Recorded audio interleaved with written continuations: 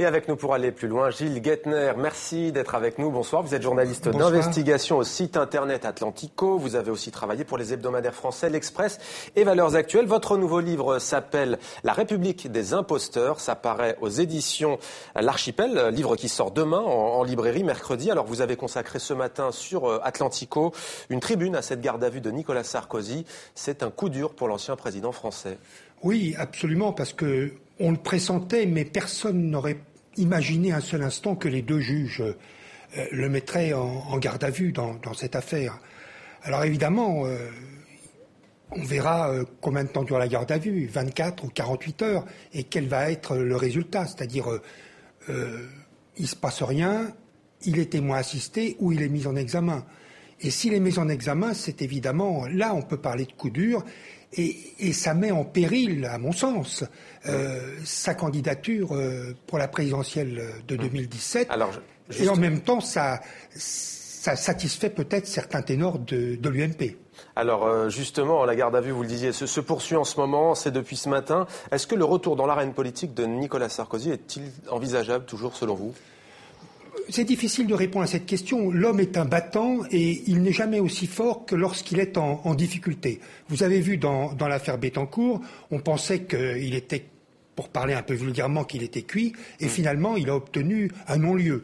Dans l'affaire Karachi, qui est une affaire assez grave, où il y a eu des commissions, des rétrocommissions qui auraient été versées en France, on pensait également que son sort était scellé. Eh bien, il n'a jamais été entendu et il n'a même pas eu à bénéficier d'un non-lieu. Et ceux qui sont renvoyés devant la Cour de justice de la République, ce sont Édouard Balladur et François Léotard. Donc, avec lui, on ne sait jamais, c'est un véritable animal politique. Alors vous disiez il y a quelques instants, Gilles Guettner, que cette affaire, cette garde à vue pourrait ravir certains ténors de l'UMP, le parti de Nicolas Sarkozy. Est-ce qu'il a encore des soutiens au sein du parti politique qui est le sien ?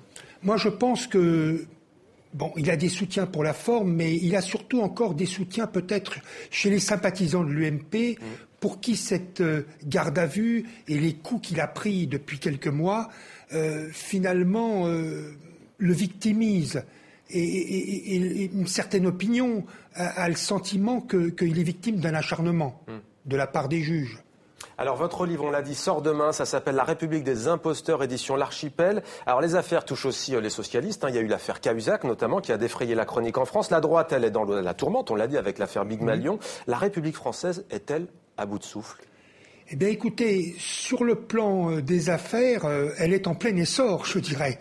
Elle n'est pas à bout de souffle parce que depuis une trentaine d'années que je suis les affaires avec un grand A, j'ai le sentiment qu'elles se développent, qu'elles embellissent et qu'elles touchent aussi bien la droite que la gauche. Et je pense que c'est très dangereux parce qu'évidemment, un certain parti est en embuscade et ça me paraît quand même très, très mauvais pour la démocratie. Gilles Guettner du site Atlantico, merci beaucoup à vous d'avoir accepté de répondre à nos questions sur TV5 Monde. Merci beaucoup.